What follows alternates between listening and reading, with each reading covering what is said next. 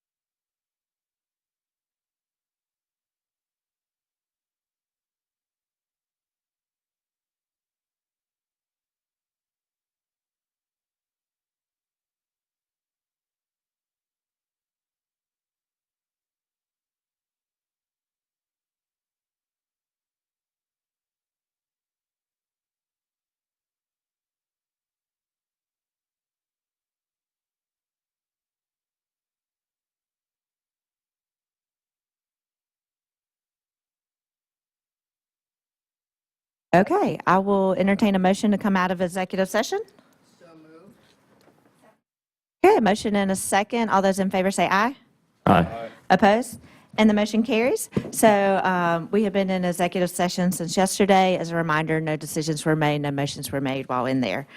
I am going to take us to, on our agenda, item 15A, case 2023-214.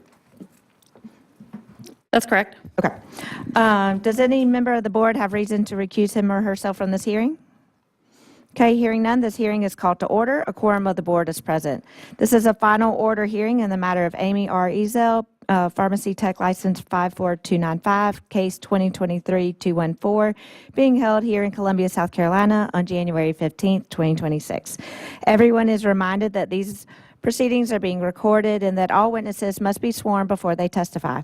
All remarks should be directed to the board.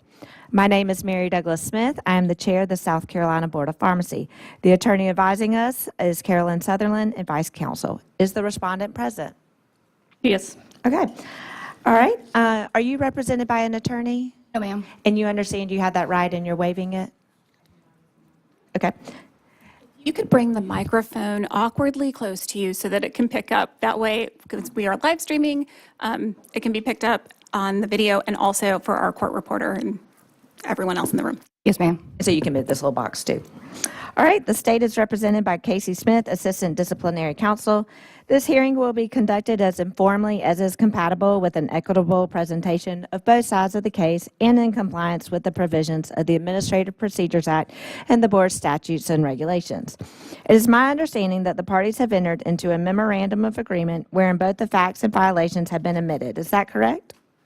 That's actually incorrect. The state would make a motion to amend the caption to a stipulation of fact as evidenced by the body in the conclusions of law section where the state alleges but the respondent denies the allegations. Okay, that's helpful. Thank you. Before we begin, I'd like to have the respondent sworn in, please.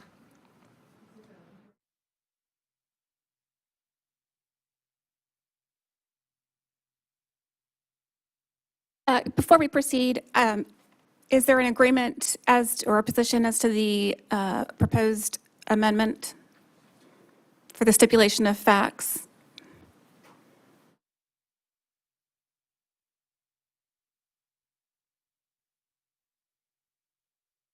No, ma'am. Okay. Disciplinary counsel will present the MOA, and the respondent will have an opportunity to address the board with respect to that. All right, so Ms. Smith, you may now proceed. Thank you. The respondent was first licensed by the board on June 26, 2020. On September 29, 2023, LLR received an initial complaint from the former board executive, Tracy Collier, alleging that on or about June 26, 2020, the respondent, while applying for her initial pharmacy technician registration, did falsely and fraudulently respond no to the application question, have you ever been convicted of any criminal or civil conviction other than a minor traffic ticket? During the LLR investigation, it was found the respondent was arrested on January 17, 2017 for domestic violence third degree and pled guilty to the same on February 13, 2017. On or about July 15, 2022, the respondent renewed her technician registration and on the application answered no to the question, since your last renewal, have you ever been convicted, pled guilty, or no contest to a felony or any kind of non-felony crime involving drugs, fraud, dishonesty, or other moral turpitude? Through the investigation, it was found that the respondent pled guilty to trespassing and petty larceny on April 11, 2022. She failed to disclose any of the aforementioned criminal convictions on her initial application in 2020 and on her 2022 renewal application. The respondent avers that she believed the 2017 domestic violence third-degree conviction was expunged, and therefore she was not required to report it, and further avers that she failed to read the 2022 renewal application correctly, and as a result, she did not report her 2022 convictions. To that effect, the respondent denies that the facts and exhibits present grounds for misconduct in South Carolina Code Section 41-110-1A, and that she did commit a fraudulent, deceitful, or dishonest act by omitting a material fact and obtaining licensure, in that she did fail to disclose those criminal convictions on her application and renewal application as required by the board. The state contends that she knew she had the convictions. She knew, at least in her initial application, that she was supposed to disclose those convictions. She didn't disclose them then. She didn't disclose her new convictions on her renewal application. So the state's position is that she knew she needed to report them and failed to do so and was fraudulently trying to gain licensure. Thank you. Ms. Ezel, as respondent, you may speak and proceed. Okay, so as far as the conviction for the CDV, so I was told that I went through the process to get it expunged off my record, hence why I said no. The circumstances of the conviction, I never was arrested. I pled to the charge out, so because the guy who I was with, my fiance at the time, we shared 4 kids, and the reason why I pled out to that charge was because the deal was I would go to counseling, or we would go to counseling after the fact. So it being on my record, I was already going through the process of it being expunged. It said that it could take up to 3 years for it to be expunged off my record. I was told that it was sealed, in which it was not. So I'm now going through the process of getting that taken care of now, because I was unaware that it wasn't taken care of when it was supposed to be taken care of. As far as the convictions, as far as after the fact, the ones from 2022 or 21, those were pending. They were not, I was not charged with those. I had not been charged with those as of yet. So those are not convictions. They were not convictions at the time. So that's why I answered no. Since then I've already gone to court, and already taken care of those. Out of the 9 charges, I went through a separation. I was with somebody for 13 years, the same guy, and he decided he was just going to railroad me. So he come up with every excuse, every reason to call the cops and to tell them whatever it was that he wanted to tell them. So I was never convicted of any of those. I pled to one of them so that the other 8 charges would be dropped. So the petty larceny was for property that was his and I both. So technically, I shouldn't have had to plead out to that one. But per my lawyer, he said that it'd be my best advisement was to plead out to it. So that was for those charges from 2022. Okay, thank you. The board has an opportunity now to ask any questions.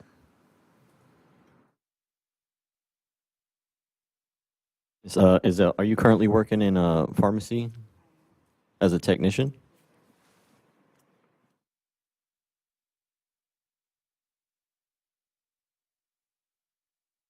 What has been your employment history? I guess, have you continually worked in a pharmacy since around 2017? I have on and off. Like I said, I went through a separation, so I worked at a location in Orangeburg, which was closer to where my ex and I stayed at. And then whenever I left him, I moved and I worked at the CVS off Knox Abbott. And then after that, because the things going on with him, because he literally didn't want me to have anything at all whatsoever because I left him because of how bad the situation was. It was physical, mental, and emotional abuse in the entire relationship. So At this time, I think that we need to close the hearing for purposes of state and federal privacy laws. I thought it was closed. Sorry. Do we need to make a motion for that? Madam Chairwoman, I'd like to make a motion to close our hearing. All right, so we have a motion to close hearing for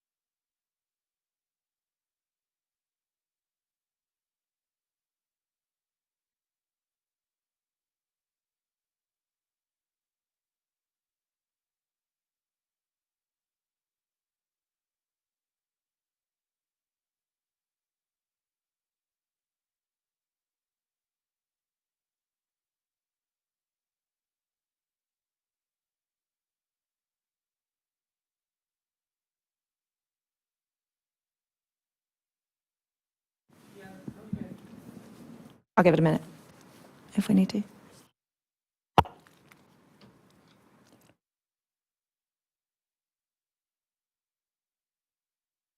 Okay, so Discuss the resolution guidelines on the record.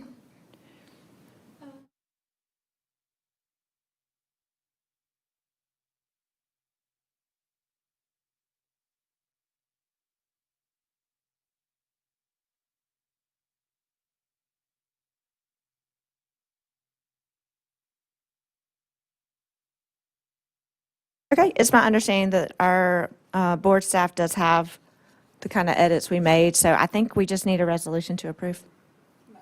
Or, yeah, sorry, motion to approve. I'd like to make a motion to approve the resolution guidelines. Okay. I have a motion and a second. Or all those in favor say aye. Aye. Opposed? And the motion carries. Okay.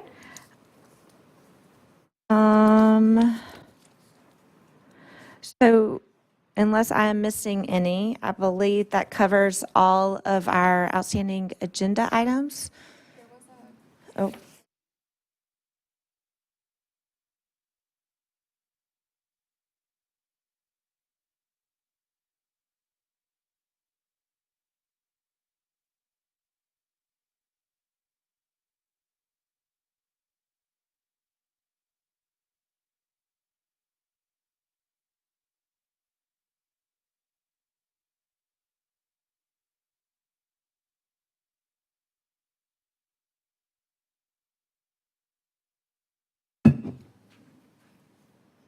okay.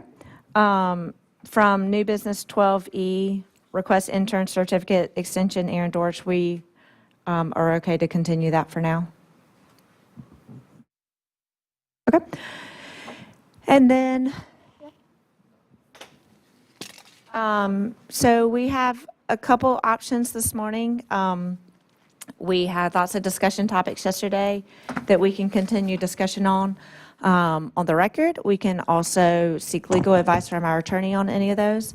So I will leave it to board members for a motion or a discussion.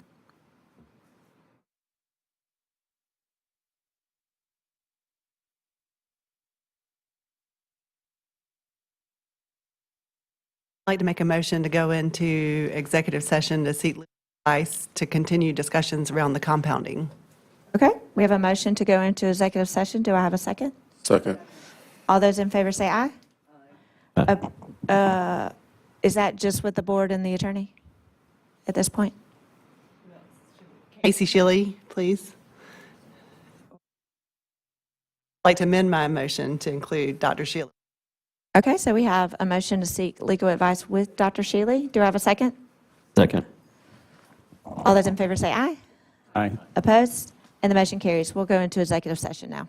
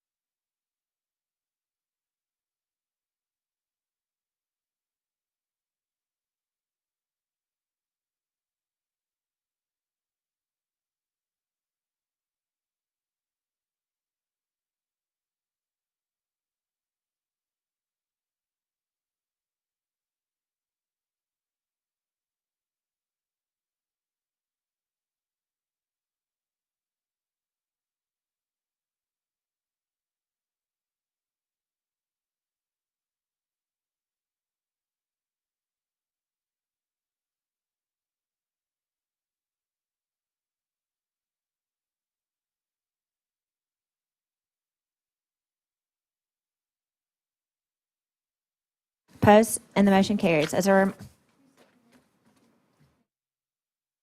a reminder and clarification, no motions were made while in executive session. So we are back on the record. Our intent during this time is to discuss draft regulation for compounding.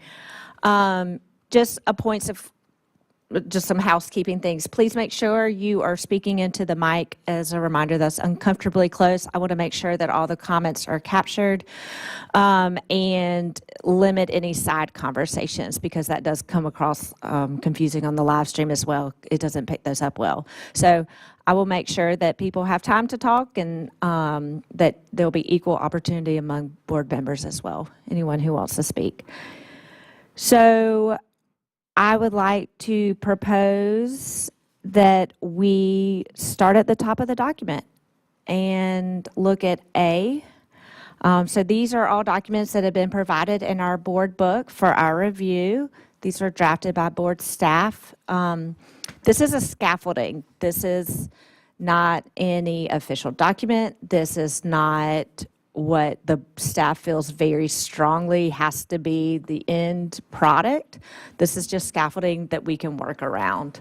And so I would like to look at A first, and we're just going to kind of work our way down. If there seems to be a section that we feel like we need more information on, or that we feel like we need input from our public on, or that I feel like might be really contentious and not reach any kind of consensus today, we may skip a letter. So I will start with A, and I will read that.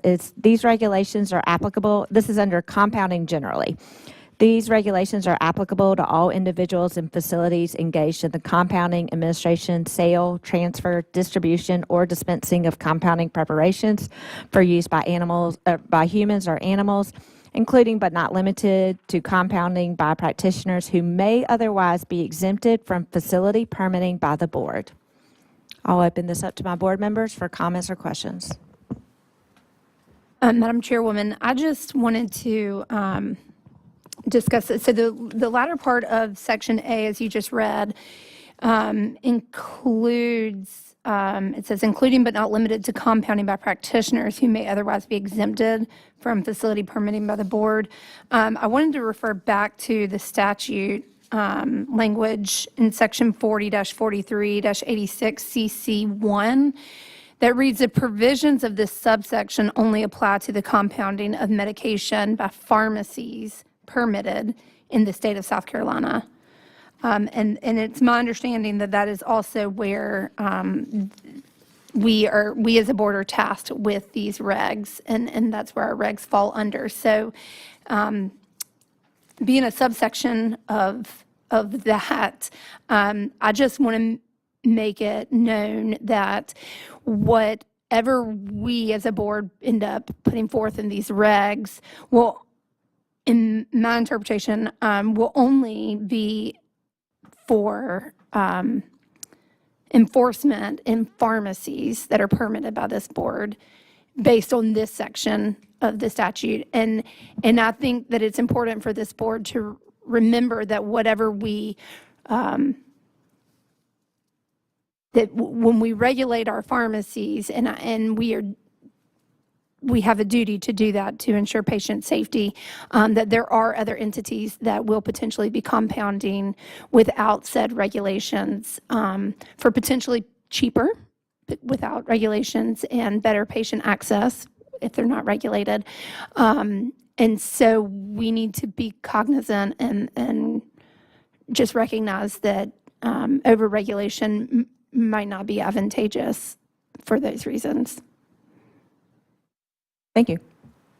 So I don't disagree, and I think the goal of the standard of care model is with the intent of not to overregulate. But I would also just highlight that Section 404360H, nothing in this chapter shall be construed to require a permit or to prevent a licensed practitioner, as defined under Section 4330, from possessing or administering drugs or devices or compounding drugs used for administration in the regular course of professional practice. So to the extent that it is applicable to licensed practitioners, and I think the intent was to offer clarity in those areas of practice.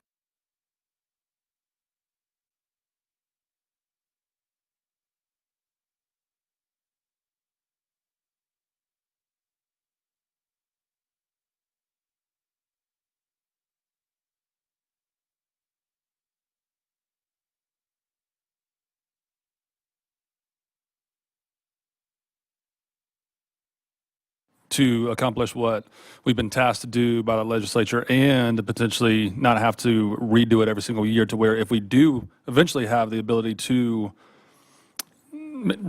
lack of better words, regulate or have some type of say in unlicensed or even licensed practitioner facilities or drug storage, whatever, does this allow us to be able to grow and adapt without having to come back to it and change regulatory or statute? So if the statute changes, I think we have to reconsider whatever the new statutory language is.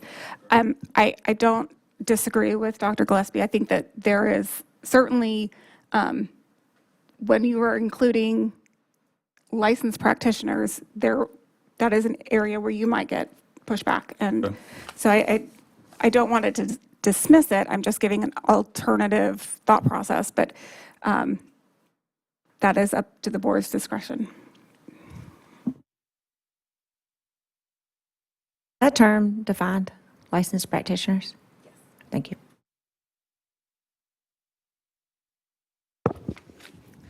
Do you propose like striking that last part or changing the verbiage? I think it's misleading how it's currently written. Okay.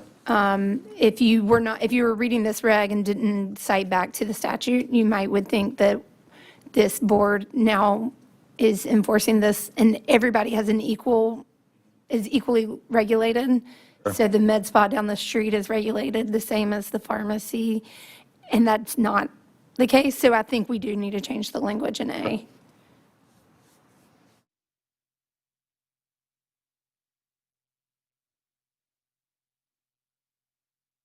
It change the language, or would it be acceptable to refer back to the statute where it defined?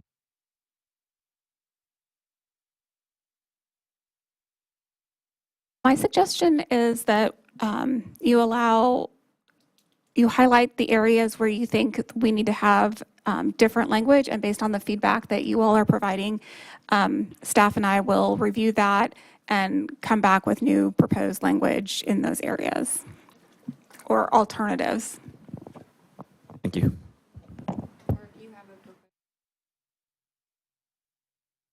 Sorry, I was gonna say, or if you had a proposed suggestion, we could probably look at that too. I currently did not, just wanted clarification for future thought process. All right, so we have identified a clause in A we would like for reconsideration and redrafting. Anything else in A? All these verbs okay with everybody? Had a note of clarification. So the word transfer in here, is there a specific definition for that word somewhere? Because I just wanted to make sure, as it relates to compounding, that's not typically a word that is used in nomenclature. I just want to make sure what was meant by that. Is that to include the actual physical movement via potential courier like a FedEx or UPS, or is that I think it would refer to the legal transfer, so it could include title, but I am looking at the Practice Act. I don't think that transfer is. It's referenced, but it is not defined.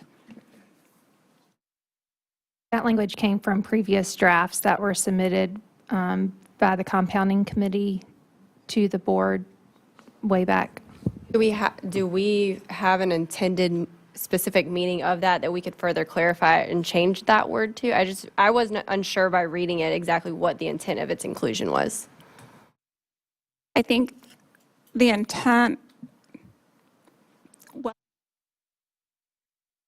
practice, what would happen would be that this would regulate any virtual, but I don't know how you would virtually compound. So I don't know if you have virtual, but that would, so like there's this kind of gray area where it's, nobody takes physical possession, but there's a virtual retailer or what have you. But I don't know, Casey, if there would be any other applicable scenarios where that would. I have it marked to go back to see if I can figure out specifically why it was added, which would likely be before I joined, so.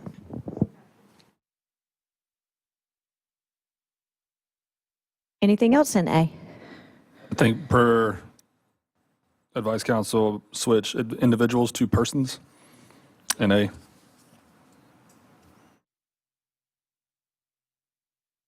Was a recommendation from our attorney.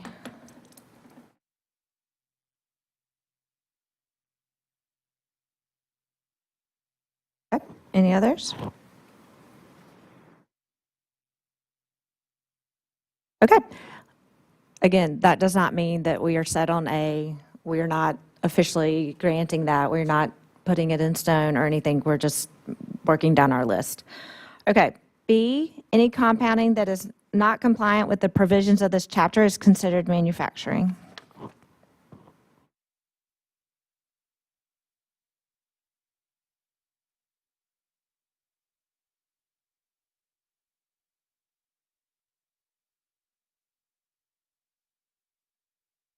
Okay. Oh, no, you're fine. So my question is, and this is not necessarily for, but, so in section 503A, it kind of lays out the exemptions for defining compounding versus manufacturing, all of that good stuff. I guess my question is this, So it's already in the Practice Act, but I think it is designed to say that if you are compounding, it must be compliant with these regulations as well as the Practice Act. but that's already inherently, I just, when we're looking at making it concise or, sorry, in an effort to make it as efficient, concise, whatever terminology you want to use. It seemed like an extra line. I think that, sorry, go ahead. Casey, did you want to weigh in here? I was just going to read the sentence in the statute to see if you feel that that is enough or sufficient. In 404386 CC, number 2, subsection G, the compounding of legend drugs in anticipation of receiving prescriptions without a historical basis or the distribution of compounded preparations without a patient-practitioner-pharmacist relationship is considered manufacturing.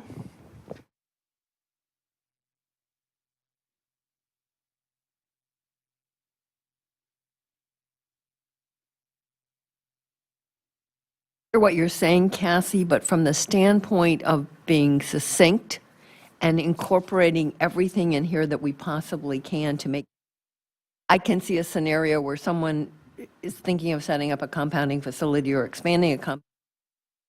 It's laborious to do sort of like a cross-check between this part of the regulations and the Pharmacy Practice Act.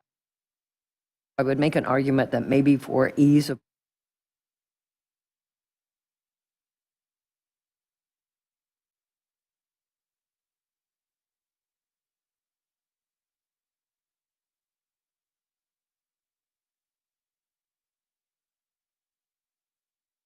And I think I actually have a comment in the notations that it is duplicative. Comment 12.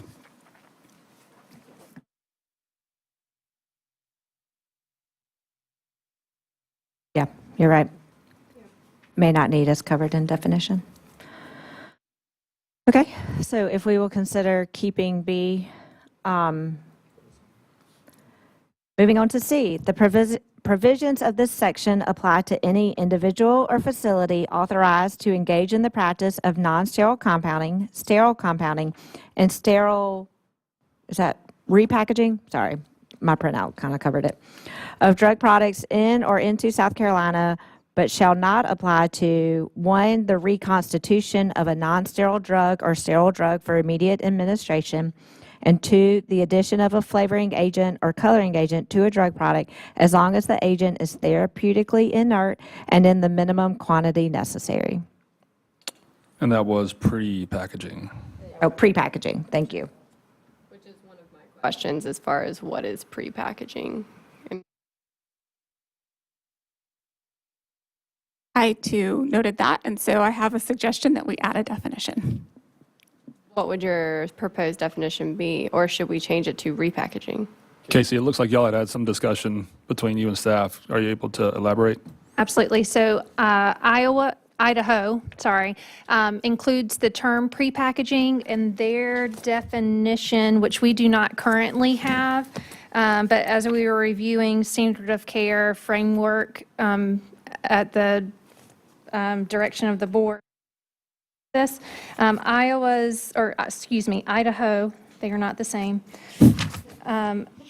Idaho's pre-packaging definition, it means the act of transferring a drug manually or using an automated system from a manufacturer's original container to another container prior to receiving a prescription drug order. So in discussion, we felt that there would be practices where that may apply. Should we consider adding that definition or including that term as part of the compounding regulations?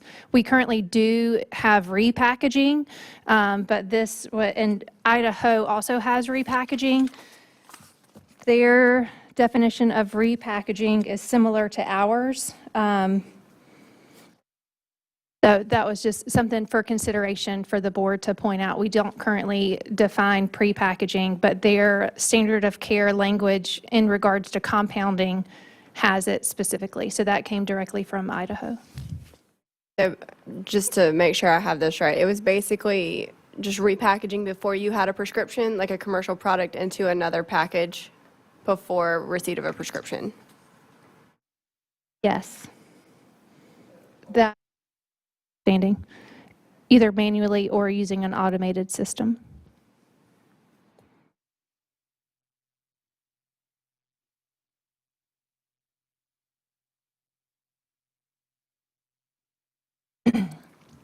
I just want to bring up for discussion, I don't really know the answer to this, but I also think about like a magic mouthwash. And is that the practice of compounding?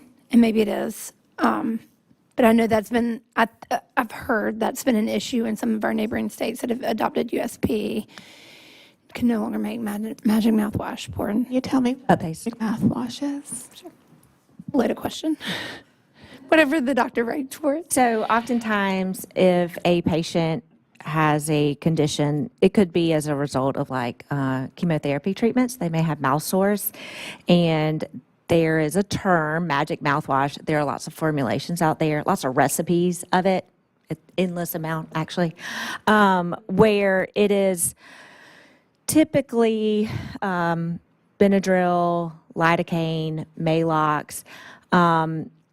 It is used to locally soothe those mouth sores. So a lot of times those directions are swish and spit. It's not necessarily absorbed into the body. A lot of times these ingredients are even over the counter. So I think what Rebecca is saying too is when we saw either in our state or other states, there was, it's a very common practice. I mean, it's been around forever. But some pharmacies and pharmacists were hesitant to do that as their normal practice. And so what they would do is like tell the patient, okay, go home, buy this Benadryl, buy this Maalox, mix it up at home. Sometimes we see that with like kind of a butt paste for diaper rash as well, like Or Nazarel or whatever. they'll tell them Enzyme. hydrocortisone, a couple So then I creams. guess, thank you for that. Does this clarify and allow for that? And if it doesn't, do you want us to work on additional language or changing language or how? I don't know how that's done. I just wanted to bring up for discussion. I would personally, my daughter uses Magic mouthwash, and I would hate to have to. My question would be, what is currently stopping them now? Look at it, sometimes the Magic mouthwash will have hydrocortisone in it, and you're Gotcha. grinding those pills up, which are considered a hazardous drug, which would then need to be in a negative pressure room with a Yep. vented hood. So we're going to have to define what's in that Magic mouthwash. We do make kits. Yeah, I mean, maybe we don't want to go down that route and provide exceptions. It was worth the discussion. We did discuss this at length on the committee, and I will say, for the most part, there was pretty unanimous agreement that nobody wanted to, like, hinder Magic mouthwash or even butt paste, like compounding at like a regular pharmacy and calling it compounding for lack of something else to call it. But there was a discussion around potentially labeling that as like simple compounding and defining that and saying like this does not make you subject to a full-blown like compounding inspection if you're doing Magic mouthwashes at your retail pharmacy or something. But we never got far enough into that to have like this is how we are going to move forward. That was discussed at length. Dr. Shealy? Oh, sorry, go ahead. So maybe we could propose additional language that defines like that you can compound with X number of ingredients that are non-legend drugs. And it doesn't. I think that gets away from the standard of care, like use your training, your knowledge, your experience, and maybe provide if anything, a bright line regulation of once it gets to NIOSH, then, we will have to fall under these regulations. I'll take Dr. Shealy's comments. I was just going to make the board aware that there is a statutory provision in 404386I, number 4. Number 8, that just says, a package prepared by a pharmacist containing 2 or more drugs prescribed for a specific patient shall meet USP labeling requirements. I know that you aren't talking necessarily about labeling, but there is that language there that would seem to suggest if you have 2 or more products going in, which would be similar to the Magic mouthwash, that those labels would have to meet USP requirements for a specific patient. So just wanted to make you aware of that as you're discussing.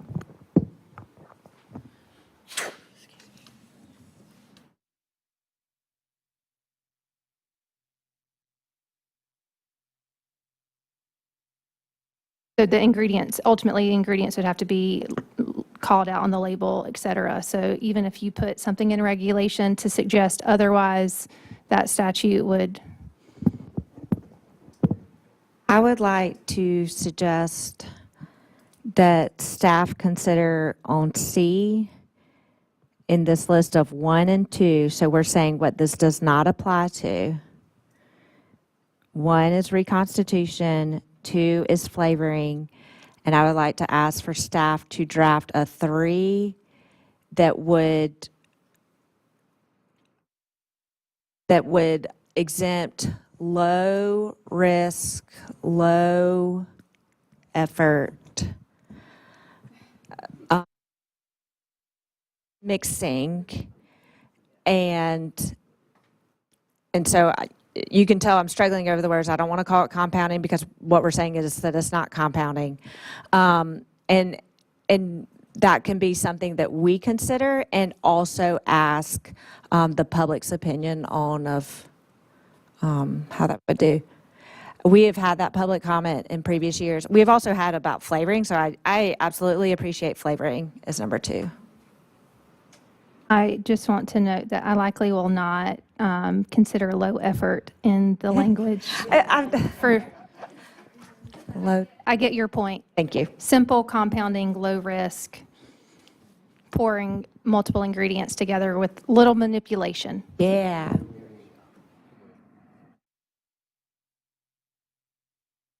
right. Thank you for that. Other questions about C? Concerns? Just to continue with that discussion, would there be any reason to put like commercially available products?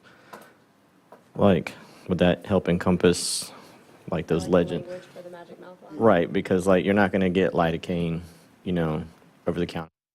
Aren't really going to compound a lidocaine, but like the other two ingredients are considered over the counter. And they're commercially available, no compounding need. I think commercially available just means available on the market, not necessarily available to the general public. And so you could say available over the counter or with Legend drugs or. The only thing about that particular distinction, just to put this on people's minds, is that then you're going to exclude the lidocaines and the nystatins and things that are Right. actually therapeutically important. And I think that's my point. I mean, if you're, crushing up tablets, that's different. But when you're doing a 30 cc of the 30, even if it includes a lidocaine, yeah. I believe we have seen some drafts before that even calls out same dosage form. And say that's a good distinction. I don't know if there are topical ones that may pour in lidocaine, and we may kind of run into, that would be something I need an expert opinion on. But yeah, mixing creams together, mixing liquids together would eliminate crushed tablets that may increase manipulation. You just said that came to mind is that mixing creams together will oftentimes be mixing a cream with an ointment and to make like a butt paste or something. So just to be, if that is a route that we consider, to be cognizant of that. Or mention. Do we need to be that specific? Because couldn't this be educational outreach to our pharmacists in our state about what we're expecting? I mean, a lot as we embrace the standard of care model. I see where you're going with that, but I do think since we're naming exemptions, you almost have to be more specific.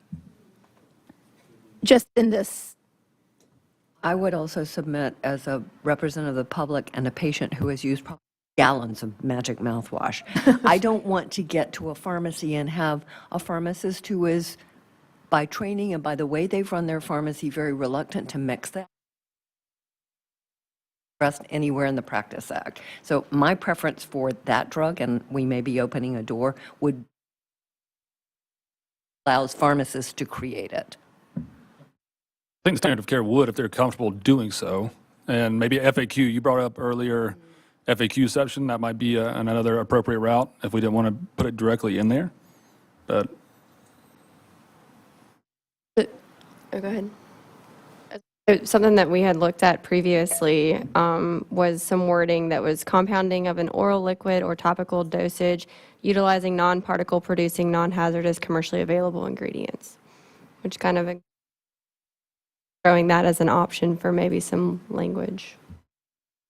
I agree, that's pretty good, because that non-particle producing is the most important part, especially when you come into contact with like the tetracycline or hydrocortisone. That can oftentimes also be used in those mouthwashes. In a lot of cases, some of those could be subbed for like a dexamethasone liquid or something. There might be some way to still provide a product, even if it's not the original one, with the, obviously, practitioner approval. Okay, Casey and I will work on that language. I do recommend keeping like exemptions particularized, and I don't disagree that it could be utilized under a standard of care model. But when we are completely exempting a category of something, I think making it abundantly clear would probably help in the situation that, Ms. Black is referring to. Like, we don't want patients in South Carolina to get to the pharmacy, if it's not our intent to regulate that, to say like, oh, I can't do this for you because my corporate lawyer in Washington, D.C. said you have to apply USP because it's not clearly stated otherwise.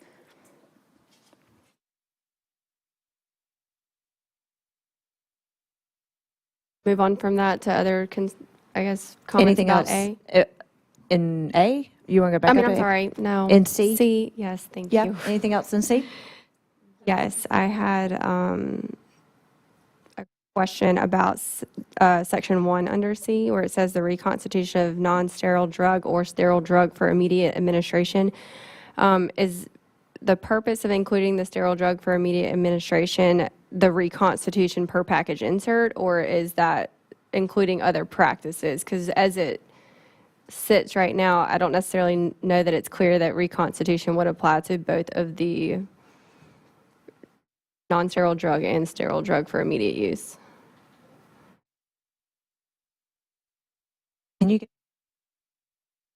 I guess my concern was that if you leave it at the compounding a sterile drug for immediate administration as an exemption and don't put the reconstitution per package insert, then it opens the door for potential bedside, like compounding of, I'm thinking So like like in the putting hospitals, additives in a IV bag to give to somebody, and I'm just trying to, if the intention of this exemption was if you're doing it per the package insert, reconstituting something to administer immediately to a patient, I think that needs to be further clarified.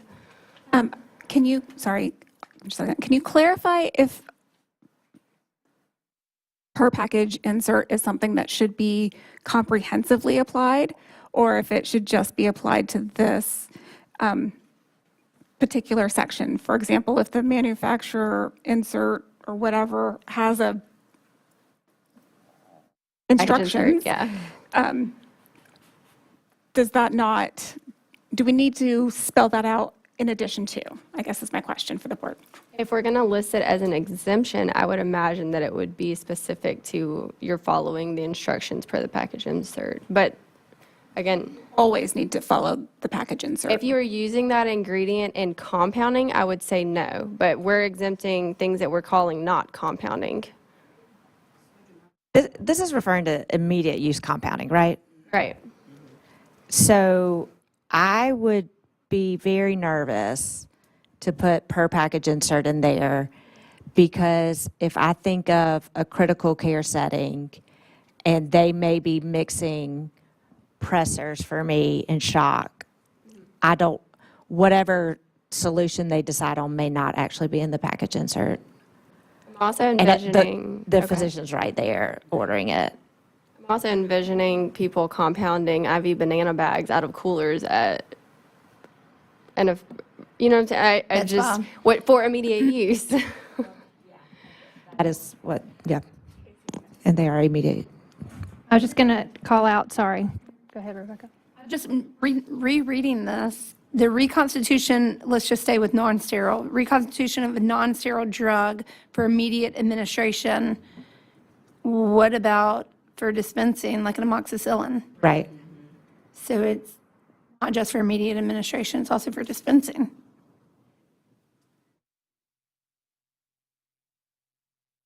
Our statutory compounding definition currently includes, the term non-sterile compounding does not include mixing, reconstituting, or other such acts that are performed in accordance with directions contained in approved labeling provided by the product's manufacturer and other manufacturer directions consistent with that labeling. I think that gets Okay. to the antibiotic reconstitution. Then it goes on to say the term sterile compounding does not include mixing, reconstituting, or other such acts with non-hazardous agents that are performed in accordance with directions contained in approved labeling provided by the product's manufacturer for immediate use, which I think gets to one of the Yep. other points. So that- that's currently in statute. That is currently our compounding statutory definition. So I believe the intent of this was to provide a little bit outside of that for immediate administration in the scenarios such as what Patient. you may have mentioned. That also language came directly from Idaho for disclosure. And that language you just read was not struck. It still remains in the statute. That is the current definition. Okay. So do we need to, just for a point of clarity, when reading these, refer back to that statute for other exemptions? Because if I read this, I might be confused as to what exactly is, we don't, what we're referring back to in the statute. We could certainly say in accordance with 40, 43, 60, whatever. Is it 60 is the definitions? 30, just making that up, I'm sorry. Yeah, I think putting that in there just to refer back And to, say, you could just say it like that, or something to reference it back. You could include or incorporate the statute. Or you can add it to an FAQ. And we could add it to an FAQ. And. but I don't think that solves Cassie's concern about What is encompassed in immediate use sterile compounding? I get, don't want to say you can't do it, or you have to do X, Y, and Z, and it delays Or that it patient falls care. into this But there's a category. lot of things that could fall into that aren't the intent.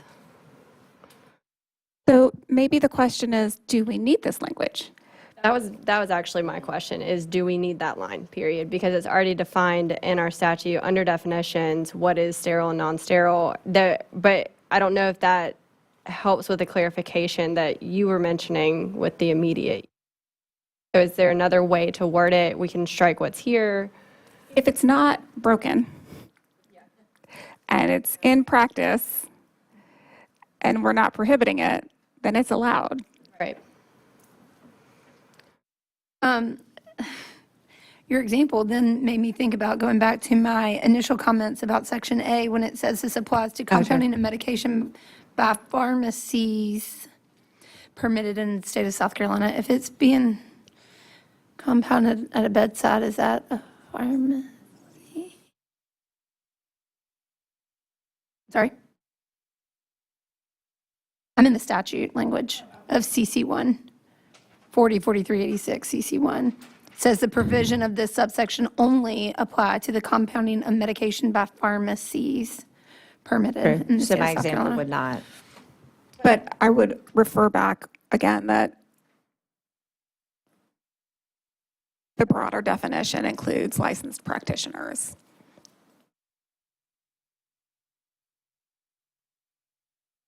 And when I say definition, I mean in a separate statutory provision, it allows for licensed practitioners. Exempts it.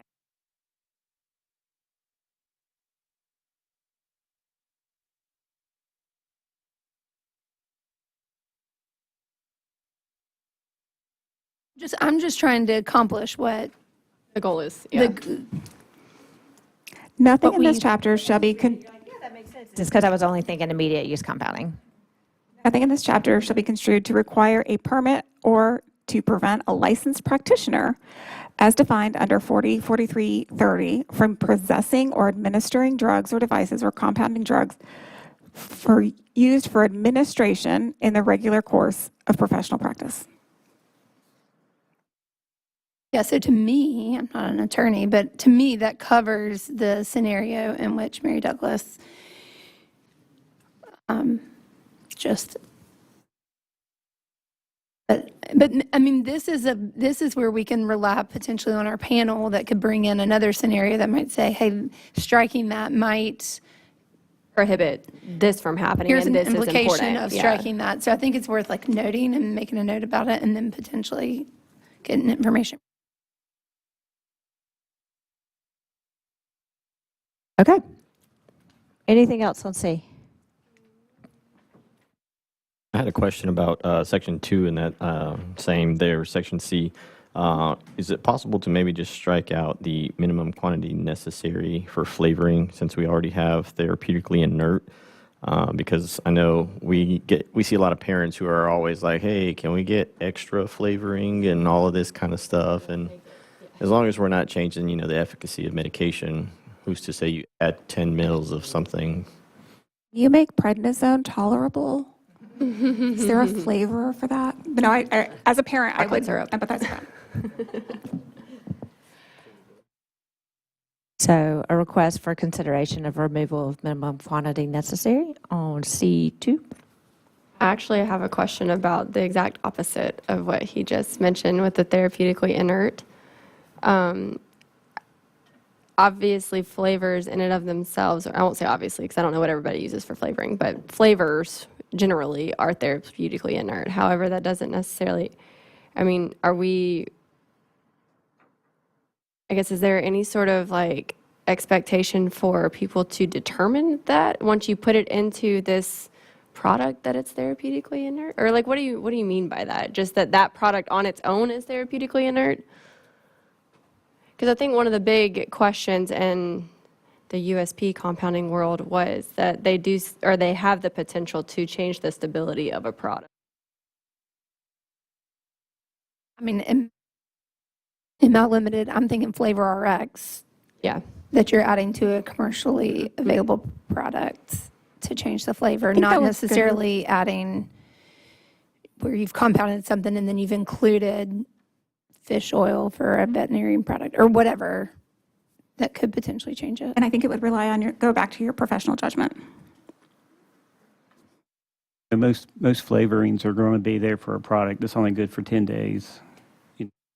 Real harm in flavoring over that time period. No, I agree. I just the wording of it was a little, I didn't know if it was necessarily the best wording for that, but I understand its intent. And I like the idea that Joe pointed out that if you remove the second half of that line, then the first half, it doesn't clash as much with that removal. I was just going to add that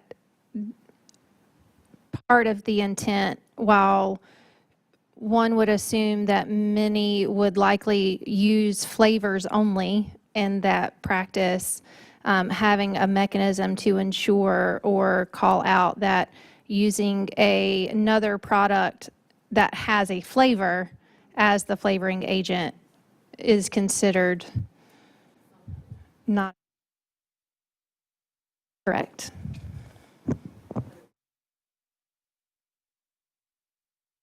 Glad you said it because I was going to give the example that would never happen. But like when you mentioned prednisone, it's like adding amoxicillin bubblegum flavor to a prednisone. You don't want to do that just to get bubblegum flavor.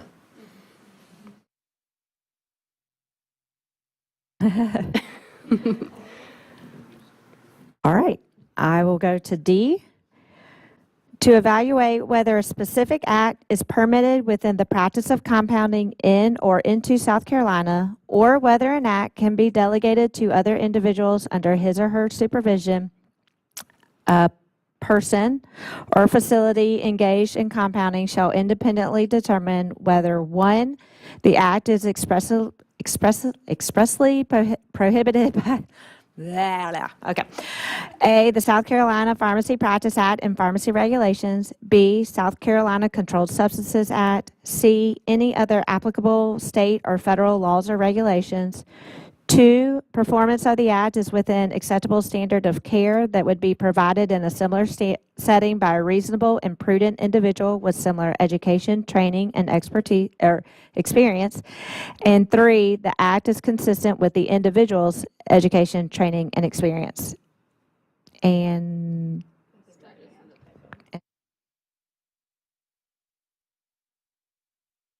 The only main, I won't say the only question, but like the main question I had with this ties back to our discussion with A, as far as who we're talking about.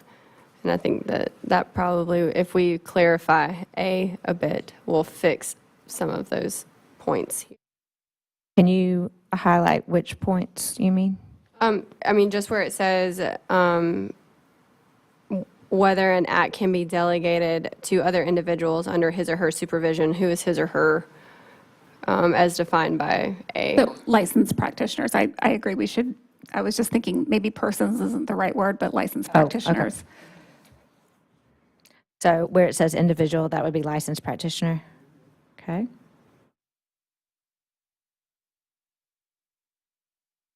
Other instances of that?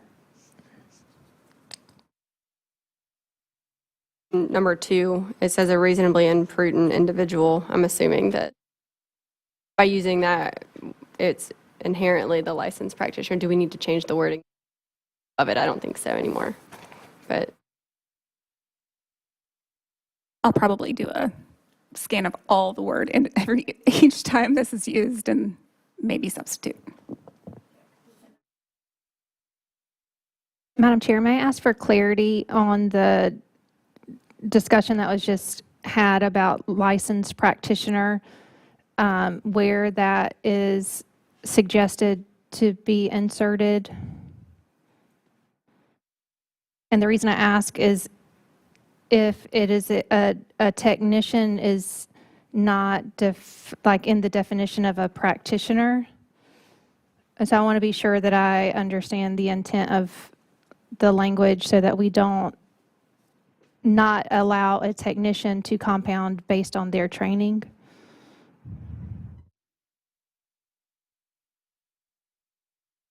That makes sense what I'm asking. I yeah, just want because to be it sure. says that the act of compounding can be delegated to other individuals. And if you put licensed practitioner right there instead of individuals, you're saying techs can't compound. Then maybe the answer is you define individuals and not switch to persons, and then individuals are authorized licensed practitioners and pharmacy technicians. Or after individuals, it says under his or her supervision, and it could just be under the supervision of the licensed practitioner. I think we need to work through that. That's a good point. Thank you. To be clear, the intent is not to not allow technicians to compound, correct? Correct. Okay. Appreciate that.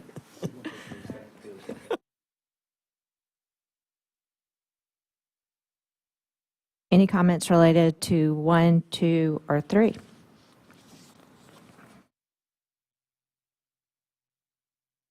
Under D.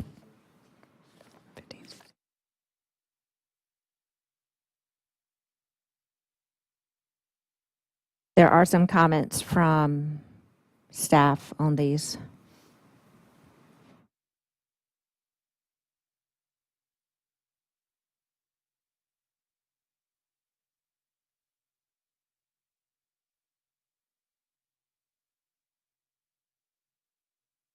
It's like one of the comments from staff, need to apply to licensees as well as practitioners who are not licensed with the board but engaged in compounding.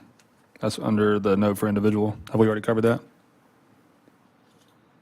I was confused. Is that like a pharmacist working at the VA?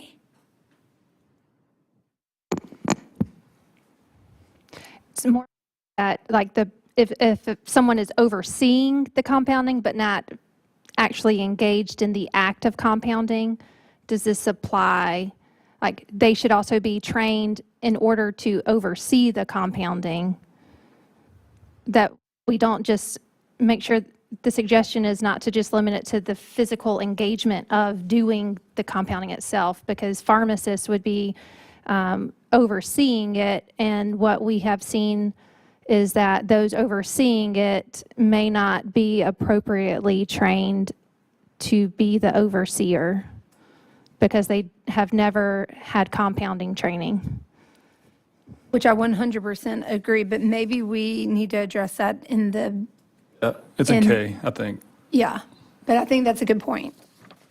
Because I think we've seen some of that I'm the pharmacist and I'm in charge of my compounder who's been to PCCA training, but I've never had any training.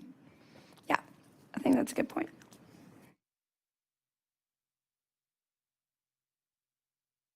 Do you have something, or were you just? He was reading through the staff comments. Got it.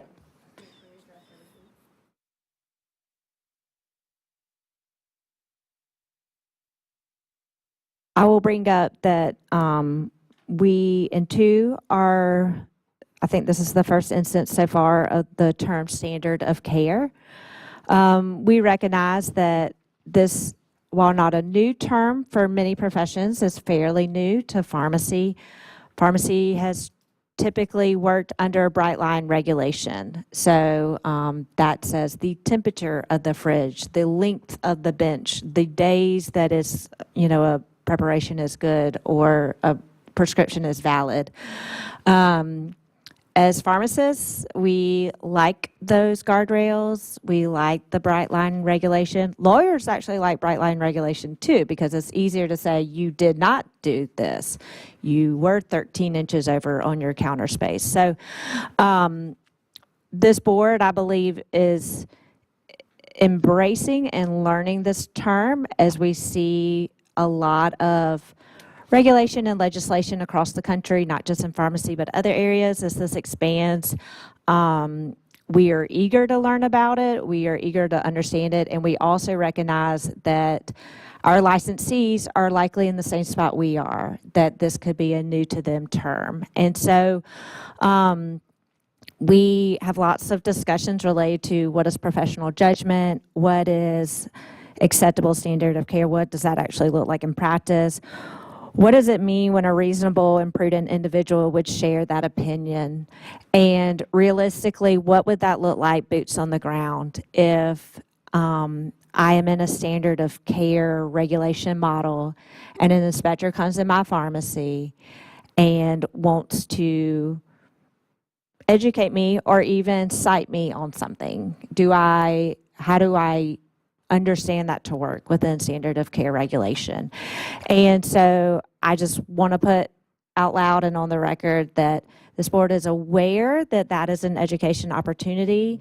We would not plan on introducing new terms like this without intent to educate both our board staff, our inspectors, our investigators, future board members, as well as all of our licensees. So I also wanted to point out that standard of care, although as it would appear and be enforced through these proposed regulations, isn't a new concept. It is actually referenced in your Practice Act under 404386DD subsection 5, engaging in conduct likely to deceive, defraud, or harm the public, or demonstrating a willful or careless disregard for the health, welfare, or safety of a patient, or engaging in conduct which substantially departs from the standard of care ordinarily exercised by a pharmacist.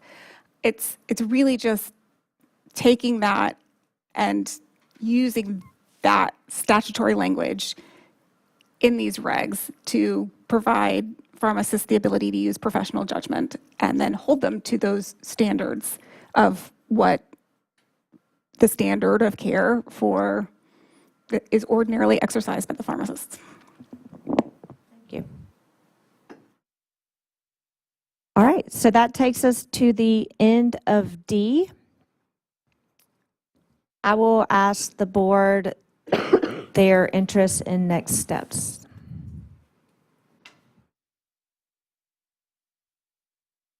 With compounding? Anything from the agenda yesterday or today, including compounding? An educational question about the standard of care that you kind of just pointed out. I know there's obviously proposed like a bill for a standard of care for pharmacy in general. How did those like if something similar to this were to go through for standard of care for compounding with that overlay, this is me being curious, like how do they work together? It depends. Oh, come on, Carolyn.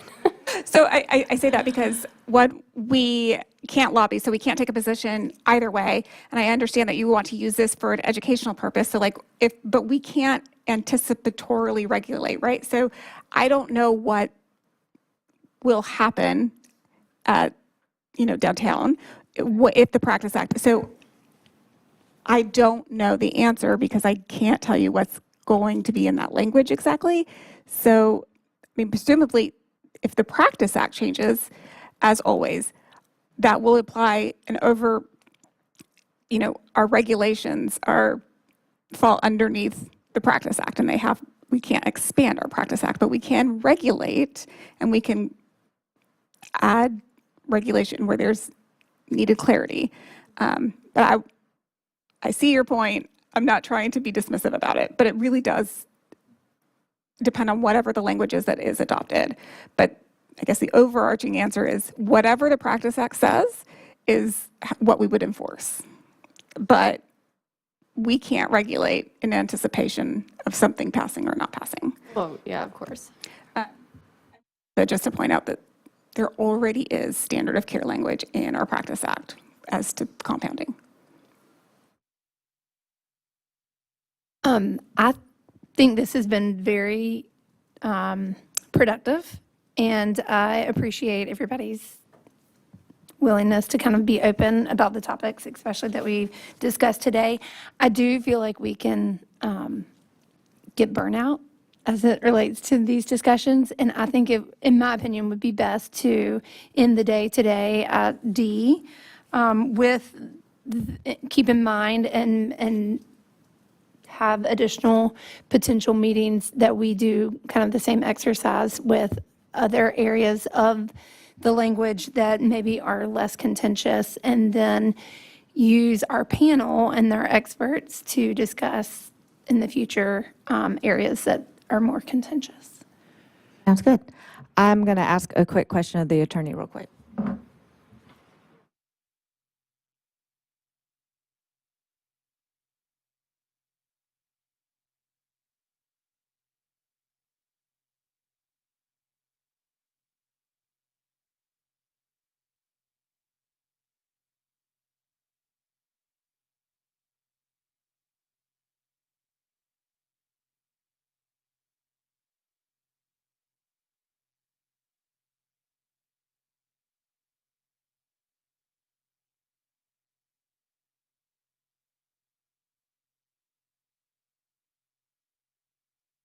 Okay.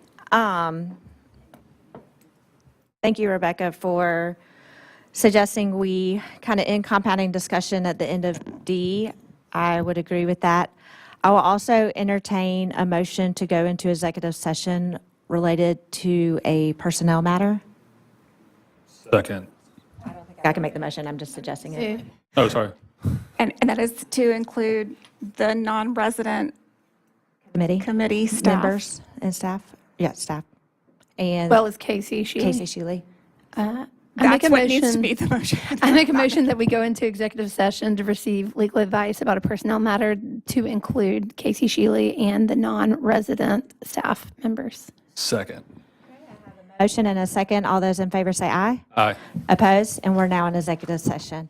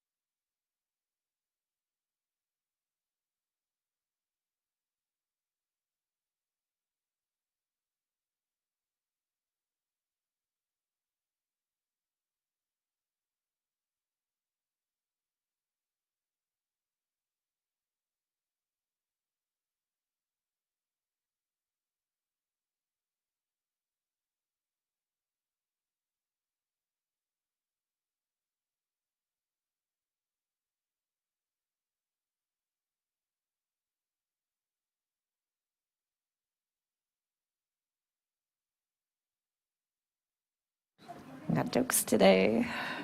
We're going to go back into. I'll take a motion for closed.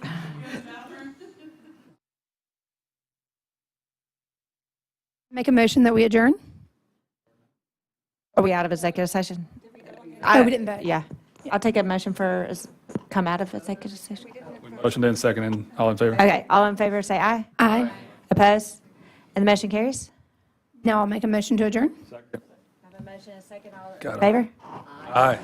Opposed? Motion carries.